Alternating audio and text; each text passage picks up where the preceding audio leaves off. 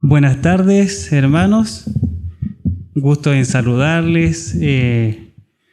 Siempre digo lo mismo, pareciera que fuera cliché, pero es un privilegio el poder estar acá y poder exponer la palabra del Señor. Y doy gracias al Señor porque Él me puede usar, un hombre pecador también. Pero Él en su misericordia me llamó a salvación y hoy día también me llama a poder servirles. Bueno, y también agradecer, como ya se mencionó el tema del baby shower del día de ayer, le doy muchas gracias a todos los hermanos que hicieron posible esto.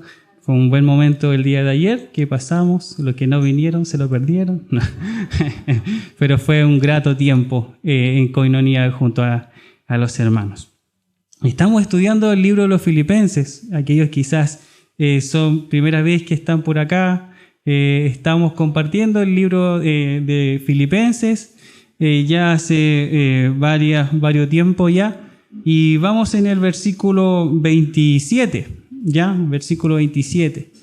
Y hoy día vamos a exponer del 27, más que nada nos vamos a detener en el 27 porque quisimos adelantar, llegar al 30, pero fue imposible, así que nos quedaremos un poco en el 27 y ahí nos adentraremos más ya en el tema. Pero antes de poder llegar allá, vamos a recordar un poco lo que vimos la semana, tiempo atrás, la última vez que estuvimos acá exponiendo el libro, vimos, ¿cierto?, del versículo 22 hasta el versículo 26, donde veíamos: más si el vivir en la carne, por ejemplo, resulta para mí en beneficio de la obra, no sé entonces qué escoger. Eso es lo que estaba planteando Pablo, ¿cierto? Porque él antes había hecho una gran declaración como hijo del Señor. Él dijo: para mí el vivir es Cristo y el morir es ganancia. Y después aparece otra opción. Entonces él dice: más si el vivir en la carne resulta para mí en beneficio de la obra, ahora entonces no sé qué escoger. Pablo ya manifestó que para él vivir era Cristo y que incluso si se llegase a morir, él lo consideraba como ganancia. Pero acá aparece, como ya dijimos, otra opción: quedar en la carne, o sea, seguir sirviendo al Señor y en consecuencia también beneficiando la obra del Señor. Tenía esas dos opciones: enfrentar la muerte, que él no huía de ello, pero también quedar viviendo, pero no para su propio provecho, sino que para beneficio de la obra del Señor. Estas dos opciones eran válidas para Pablo. Él lo tenía muy claro, que quedar en la carne no significaba seguir deleitándose de la vida, sino que al contrario le significaba incluso seguir padeciendo por Cristo.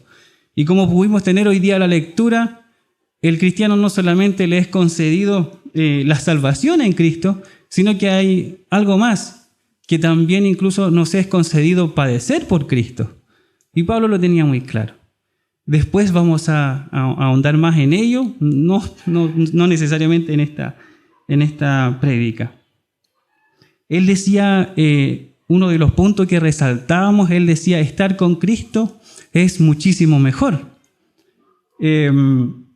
Vemos como Pablo anhelaba profundamente en el versículo 23 estas dos opciones, pero el deseo de partir y estar con Cristo y el deseo de seguir viviendo para la obra del Señor, esas eran las dos opciones. Dice que no son dos opciones opuestas como si fuera una buena o otra mala, sino que las dos opciones son buenas entre sí. Permiso, hermanos.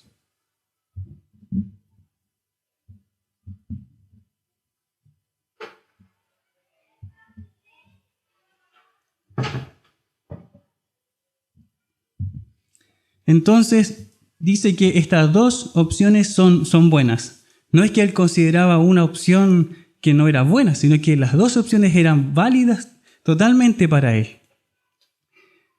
Aunque el apóstol acá resalta una opción sobre la otra y dice que esta opción es muchísimo mejor. Y quizás para nosotros pudiéramos decir: La opción que es muchísimo mejor, obvio que es quedar viviendo, ¿cierto?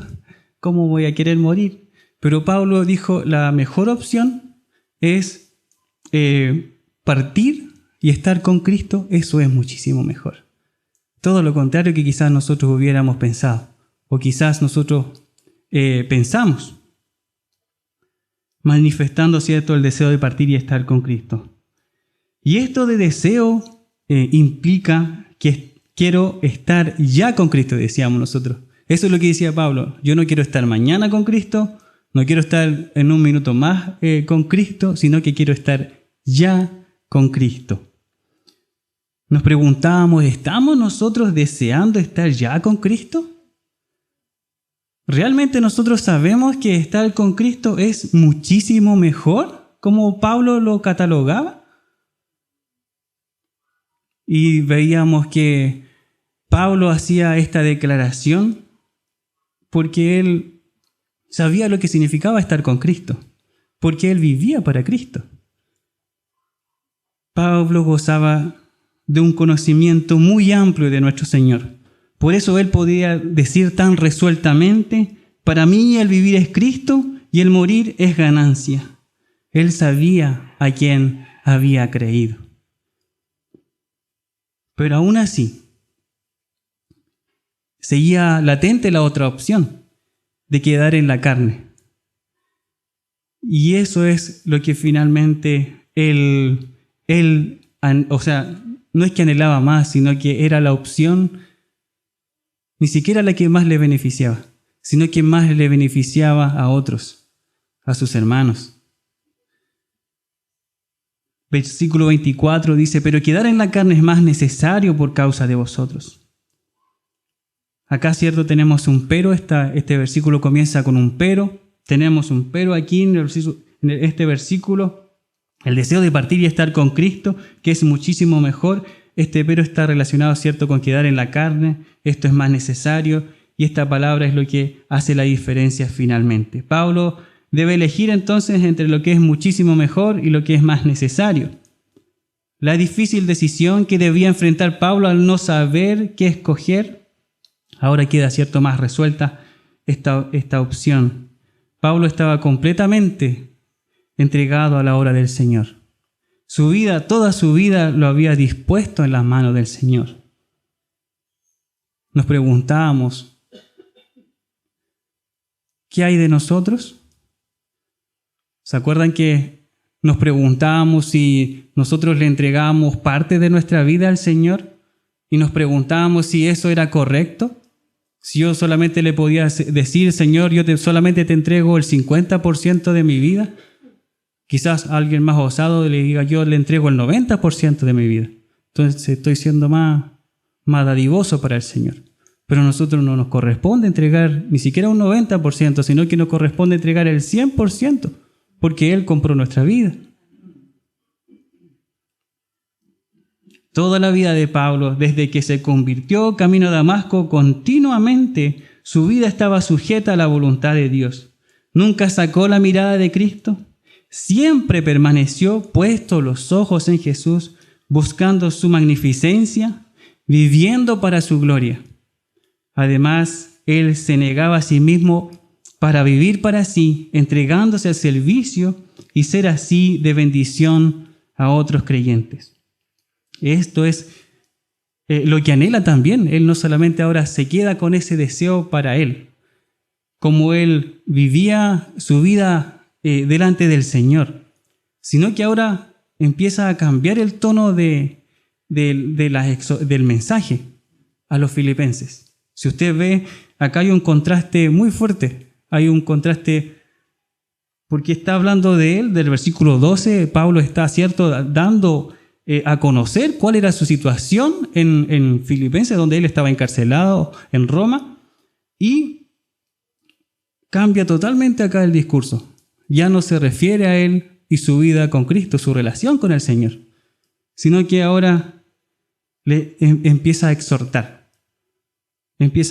a los hermanos de Filipo. Y dice, solamente que os comportéis como es digno del Evangelio de Cristo, para que, o sea que vaya a veros o que esté ausente, oiga de vosotros que estáis firmes en un mismo espíritu, combatiendo unánimes por la fe del Evangelio. Y en nada, dice, intimidaos por lo que se oponen, que para ellos ciertamente es indicio de perdición, mas para vosotros de salvación, y esto de Dios.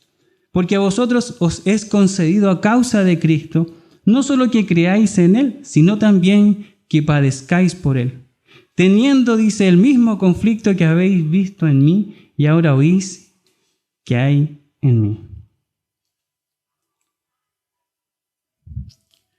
Cuando estuvo exponiendo acá el pastor Luis Cordero en la vigilia, no sé si se acuerdan, nos preguntó cómo estuvo nuestra relación con el Señor durante el mes. Yo voy a ser más directo, cómo estuvo la relación con Dios durante la semana. Vamos a examinarnos espiritualmente cómo estuvimos delante del Señor. Cómo estuvo mi comunión con Dios durante la semana. ¿Cómo estuvo mi comunión con la iglesia durante la semana?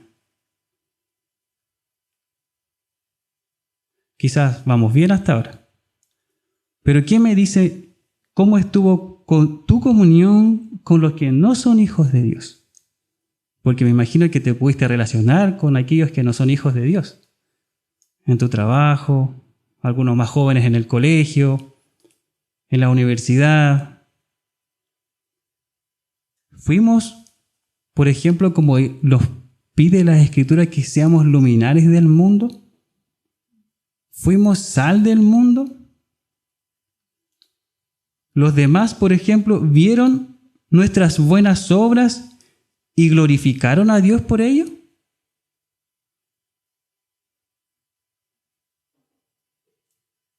Dice el libro de Romanos 12, del 1 al 2, dentro de los deberes cristianos: así que, hermanos, os ruego por las misericordias de Dios que presentéis vuestros cuerpos en sacrificio vivo, santo, agradable a Dios, que es vuestro culto racional.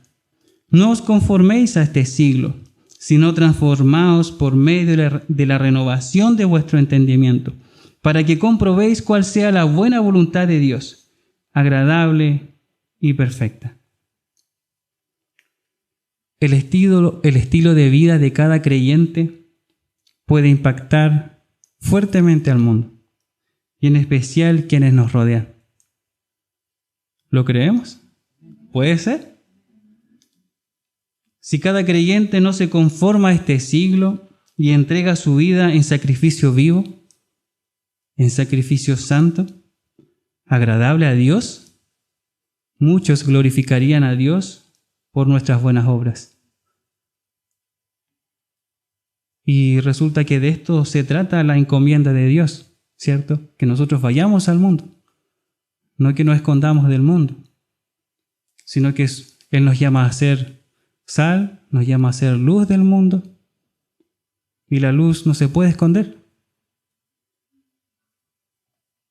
Aquí vemos, al igual que el libro de Romanos, hasta el capítulo 11, es solo doctrina para la iglesia, pero desde el capítulo 12 en adelante en el libro de Romanos vienen las cosas prácticas para la iglesia de Cristo, como cosas de ética para la iglesia de Cristo. Así también acá desde el versículo 27 en adelante, y ahora lo que veremos más hacia adelante, veremos cosas prácticas del vivir del cristiano. Cómo enfrentamos el día a día, cómo enfrentamos esta sociedad. Pablo deja muy en claro cómo nosotros debemos conducirnos en este mundo. De hecho,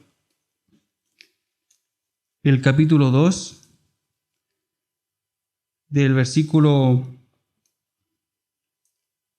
2 en adelante, pero vamos a leer desde el 14, dice: haced todo sin murmuraciones y contiendas, para que seáis irreprensibles y sencillos, hijos de Dios, sin mancha, en medio de una generación maligna y perversa, en medio de la cual resplandecéis como luminares en el mundo.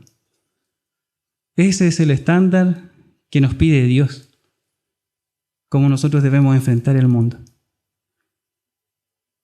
Nosotros vemos el mundo, ¿cierto?, todo convulsionado y muchas veces nos asustamos de cómo vamos a llegar con el Evangelio a ellos.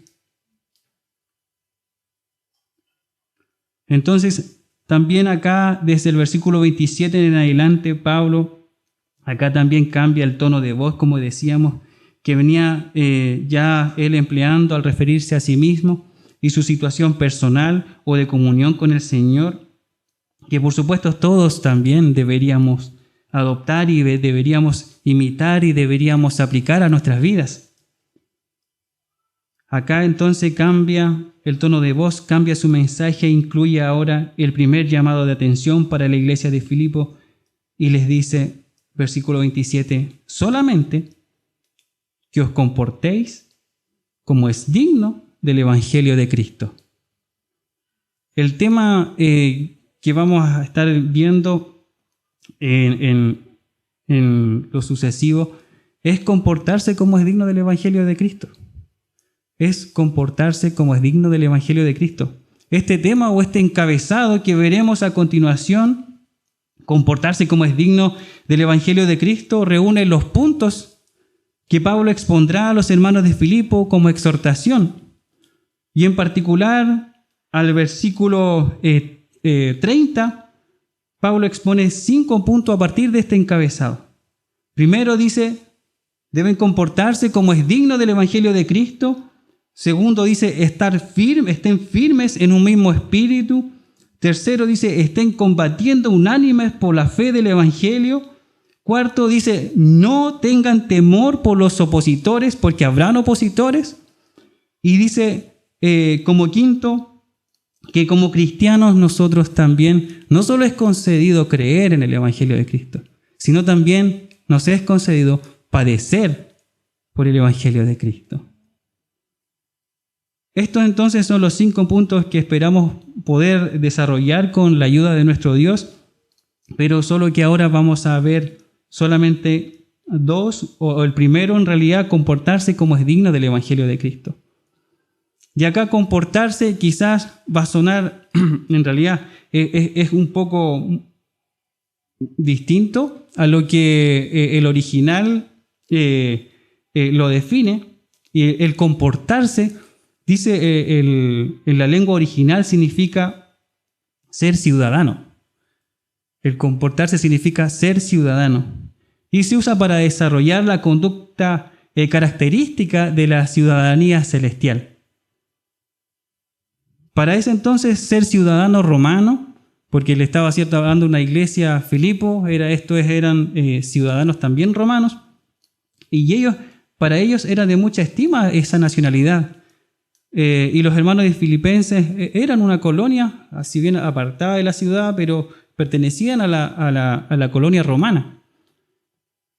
Es decir, ellos estaban constituidos, esta iglesia mayormente por ciudadanos romanos, y especialmente por soldados retirados que servían, ¿cierto?, a Roma. En ese entonces eran soldados retirados, mayormente estaba compuesto de estos hermanos. Estos hombres, como ciudadanos romanos, gozaban de todos los privilegios de la ciudadanía romana. Así como hoy día usted es chileno, ¿cierto?, goza, entre comillas, de todos los privilegios de la ciudadanía chilena. Asimismo, entonces ellos gozaban de todos los privilegios, pero de la ciudadanía romana. Y los filipenses se enorgullecían de estos privilegios, que eran muy buenos para ellos, como ciudadanos romanos, y vivían como fieles ciudadanos de Roma. Pero Pablo les recuerda que es cierto todo aquello de la ciudadanía romana que ellos tenían, pero les recuerda que ahora, como hijos de Dios, ahora disfrutaban de una ciudadanía que era mucho mejor, la ciudadanía que era superior. Existía una ciudadanía que es mucho mejor. Eso es lo que le comienza a decir Pablo. Filipenses 3:20, un poco más adelante en el mismo libro dice, Filipenses 3:20 dice, más nuestra ciudadanía está en los cielos. de donde también esperamos al Salvador, al Señor Jesucristo. Pablo entonces les recuerda cuál es su ciudadanía más importante. Los hermanos filipenses, bien, ellos se jactaban de su ciudadanía romana, pero Pablo le dice, está bien, son buenos los privilegios que tienen, pero ahí ustedes ahora son también ciudadanos del reino celestial. Y esa es más importante.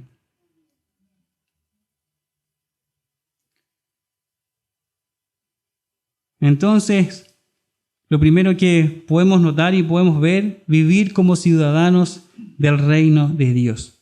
Eso es lo que Pablo le dice en la primera parte, solamente que os comportéis. Ser ciudadanos del reino de Dios no solo pensemos que lo aplicamos, ¿cierto?, allá en los cielos. Muchas veces cuando nos dicen, tú eres hijo de Dios, eres ciudadano del reino de Dios, uno dice, bueno, allá lo voy a aplicar al 100%. Sino que más bien Dios nos llama a que nosotros acá podamos comenzar a aplicar nuestra ciudadanía. Sino que Dios espera, ¿cierto?, que comencemos a vivir ahora como ciudadanos del cielo. Porque Dios no es que allá, ¿cierto?, a nosotros nos va a llamar hijos completamente, sino que ahora mismo nosotros somos considerados sus hijos. Nosotros sabemos, ¿cierto?, por la Escritura, que también somos considerados en esta tierra como peregrinos, somos considerados como extranjeros. Eres como un chileno, como quizás también hay otras nacionalidades acá, quizás como peruano, boliviano, venezolano, colombiano, esas nacionalidades que podemos tener, pero viviendo, por ejemplo, en Argentina. Donde estés tú, ¿cierto?, serás de nacionalidad chilena.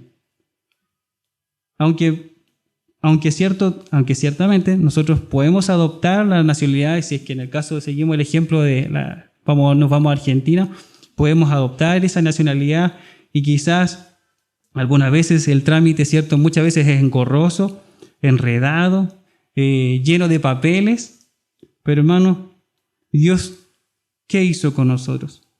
Dios ya hizo todos los trámites. Dios en su misericordia a través del Evangelio de Cristo nos ha concedido el nuevo nacimiento o el segundo nacimiento, y esto implica también, bien añadido, una nueva ciudadanía. Una nueva ciudadanía para nosotros. Entonces Pablo le está diciendo a los hermanos de Filipo, y le está diciendo también a usted, mi hermano, y me está diciendo a mí, que nos comportemos como ciudadanos del cielo. Que nos comportemos como ciudadanos del cielo. Ahora, quizás, ¿cómo nos ha ido con esto, por ejemplo, en nuestros trabajos? ¿Vieron tus jefes, tus empleados? Quizás también tienes a cargo personas o nuestros colegas que nos hemos comportado como ciudadanos del cielo. ¿Hicimos la diferencia? O quizás cómo nos ha ido con los que son más jóvenes en los colegios, en las universidades. ¿Vieron tus compañeros, profesores, que te comportaste como ciudadano del cielo? ¿O pasaste desapercibido?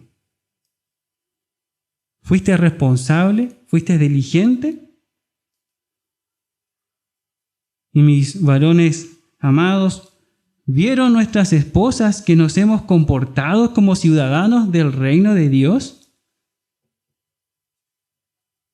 ¿Fuimos serviciales con nuestras esposas? ¿Las amamos como Cristo amó a su iglesia?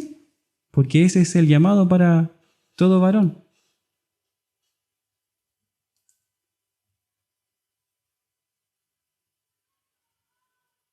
Y aquellas que son esposas, también hay mensaje.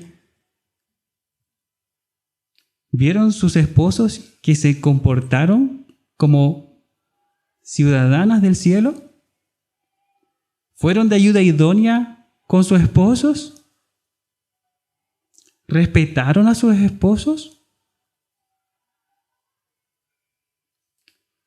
Amados del Señor, cualquiera sea nuestra situación, porque muchas veces, ¿cierto?, nosotros nos excusamos porque, bueno, no es tan fácil amarlo, no es tan fácil respetarlo, pero no tenemos esa clase de excusas en las Escrituras, ¿cierto? En donde quiera que estemos, cualquiera sea nuestra situación en la que nos encontramos, nosotros no podemos sacarnos nuestra ciudadanía. No, pues si ya en los domingos soy ciudadanos del cielo, de lunes a sábado soy de otra nacionalidad. No podemos sacar nuestra ciudadanía. Nosotros siempre pertenecemos a la ciudadanía del Señor. Entonces, Dios nos ordena, Dios nos manda a que nosotros nos comportemos como ciudadanos del reino de Dios. No es una opción, es un mandato de Dios. ¿Por qué? Porque es lo que tú eres. No, Dios no nos pide a nosotros lo que no somos, ¿cierto? Si tu vida la has entregado al Señor, si Dios te salvó, Dios no te está pidiendo algo extraño. Dios nos está pidiendo algo que realmente somos. Ciudadanos del reino de Dios. Y si somos ciudadanos del reino de Dios, eso es también lo que nosotros debemos reflejar al mundo. Veamos algunos versículos al respecto. Si me ayudan a leer, hermanos. Hechos 23:1. Hechos 23:1. Dice, entonces Pablo,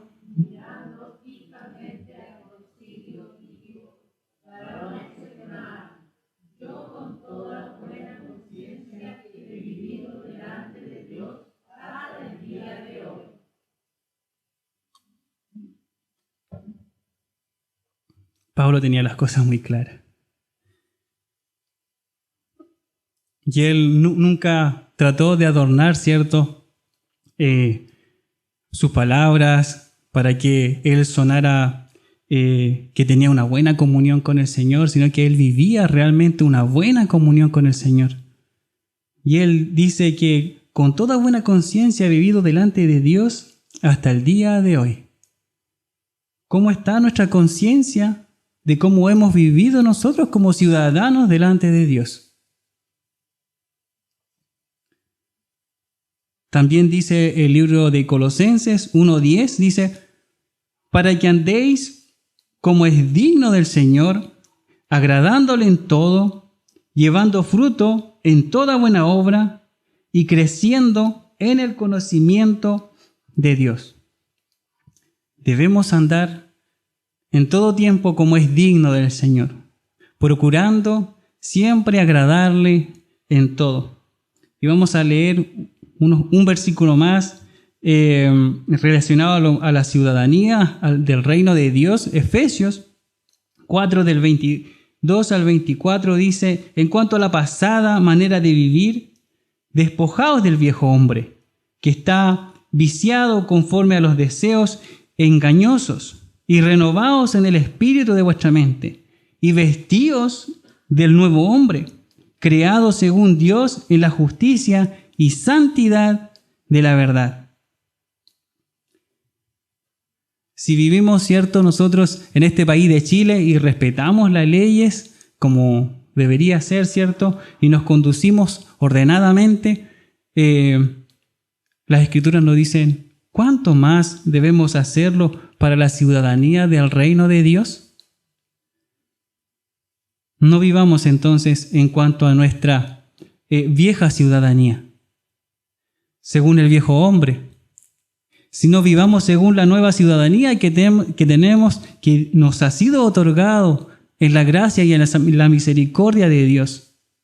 Vivamos en el nuevo nacimiento, en el nuevo hombre. Y reconocíamos, ¿cierto?, que nosotros somos peregrinos, somos extranjeros.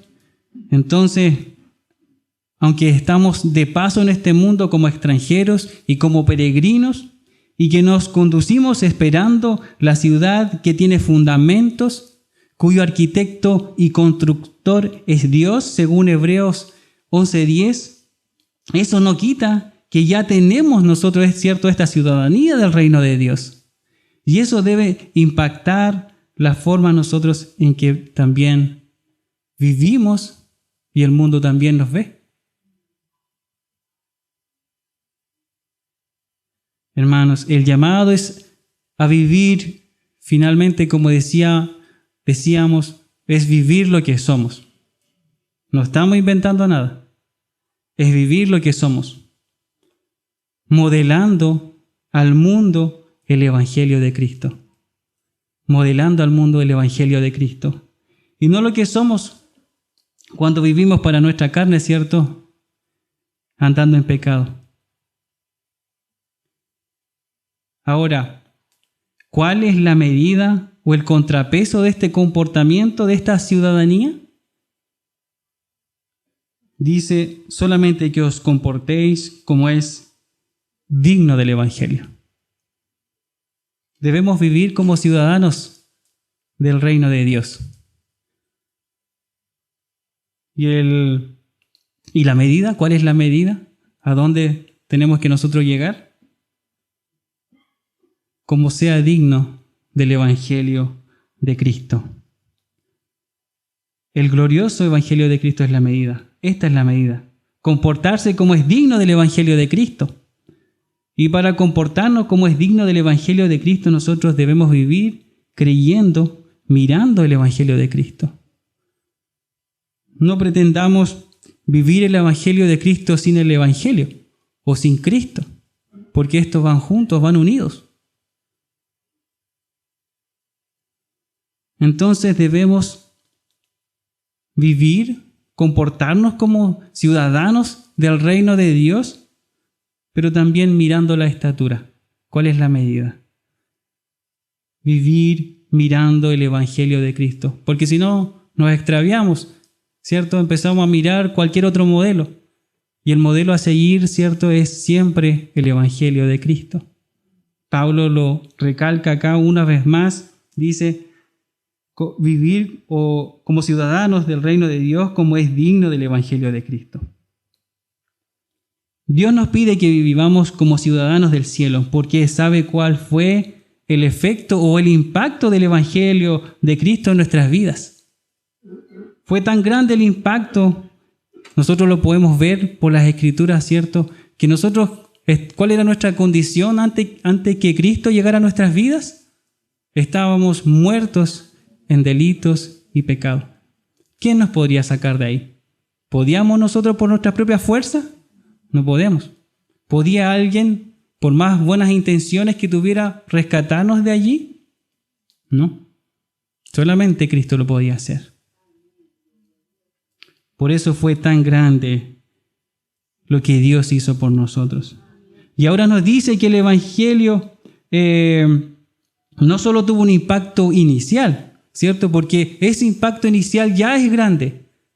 Que nosotros hayamos pasado de muerte a vida, ya es un acto milagroso.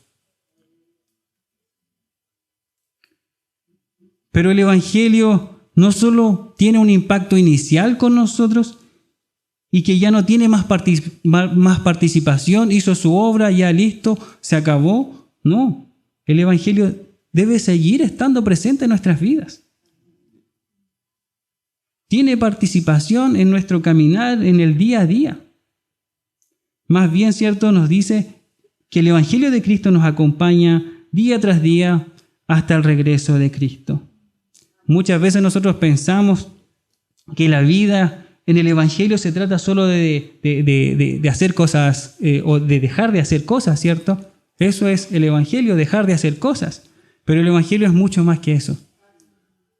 Se trata más bien a causa o en base al Evangelio, por amor a Cristo y en consecuencia de su obra en la cruz por mí, que yo comienzo a vivir una vida en continuo progreso de la santidad a través del Evangelio. Nuevamente quizás nos volvemos a preguntar, ¿cómo mido o peso mi progreso de santidad mirando el Evangelio de Cristo, viviendo dignamente de Él. Como dice Efesios 4:1, yo pues, preso en el Señor, os ruego que andéis como es digno de la vocación con que fuisteis llamados. Ese es el estándar, esa es la medida, el glorioso Evangelio de Cristo. ¿Alguien de acá lo ha cumplido? ¿Ha vivido según esta medida completamente?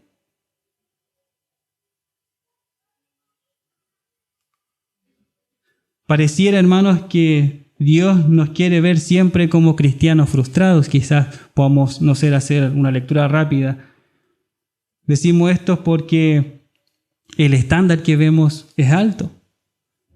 Quizás nosotros ni siquiera nos planteemos, bueno, voy a vivir dignamente como el Evangelio de Cristo.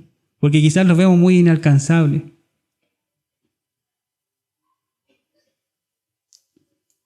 Pero si miramos bien, Dios a nosotros quiere santificarnos. Y lo va a hacer. Dios se ha propuesto y lo va a hacer. Filipenses 1:6, ¿qué dice? Dice, estando persuadido de esto, que el que comenzó en vosotros la buena obra, la perfeccionará hasta el día de Jesucristo. Lo hará, ¿cierto? Y lo hará a través del Evangelio. Y no de cualquier evangelio, sino del Evangelio de Cristo. ¿Y por qué es importante? Porque de aquel Evangelio se cumplieron las demandas justas de Dios para nosotros. Porque las demandas de Dios, Dios nos ha rebajado su demanda. Por eso el castigo fue tan grande. Por eso el pecado, o lo que merecíamos nosotros, es tan grande. El ser apartado de Dios. Pero Dios en su misericordia envió a Cristo para salvar nuestras vidas y así seguir siendo justo. Entonces esa es la obra del Señor Jesucristo por nosotros, aquel que es Rey de Reyes, aquel que es Señor de Señores. Porque, hermanos, nosotros estamos hablando del Evangelio, pero también debemos reconocer que sin Cristo no hay Evangelio. Sin Cristo quedamos sin Evangelio. Por demás está decirlo, cierto, que quedamos sin ciudadanía. Y por cuanto Él es el cumplimiento del Evangelio, que Cristo es el Evangelio, se vuelve, cierto, también Él se vuelve el estándar de medición. ¿Qué hacemos entonces? Corremos la carrera con paciencia, nos conducimos como ciudadanos celestiales, puestos los ojos en Jesús. Esa es la manera en que nosotros debemos conducirnos, como dice Hebreos 12, ¿cierto? Hebreos 12, 1 y 2.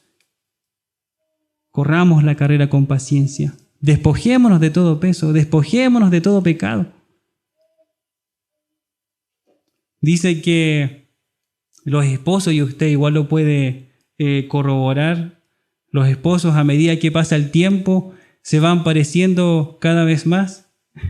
Y nosotros lo podemos ver, algunos son ya casi igual. Y así también pasa en nosotros. Nos parecemos más y más al Señor, mientras nosotros pasemos más tiempos en comunión con Él. A través de las Escrituras podemos encontrar de Cristo. Dicen que todos los caminos, ¿cierto? Hay un dicho que todos los caminos conducen a Roma, pero en toda la Escritura nosotros debiéramos encontrar a Cristo. Si no lo he encontrado, esfuércese, hermano. Lo va a encontrar. Lo va a encontrar. Entonces, mientras más pasemos en comunión con Él, a través de la Escritura, a través de la oración, nosotros podemos reflejarles de mejor forma y podemos ser verdaderos ciudadanos, ¿cierto?, del cielo, o vivir como ciudadanos del cielo. Y la palabra acá que se ocupa es, ¿cierto?, digno del Evangelio de Cristo, y esta palabra implica un peso, como decíamos, implica una medida. ¿Acaso no podemos sentirnos maravillados, hermanos? ¿No nos da alegría de que podamos vivir en la medida de la estatura del Señor, del Evangelio de Cristo? Qué gran privilegio tenemos, que podamos vivir honrando ese Evangelio. Dios quiere hacernos conforme a la imagen de Cristo.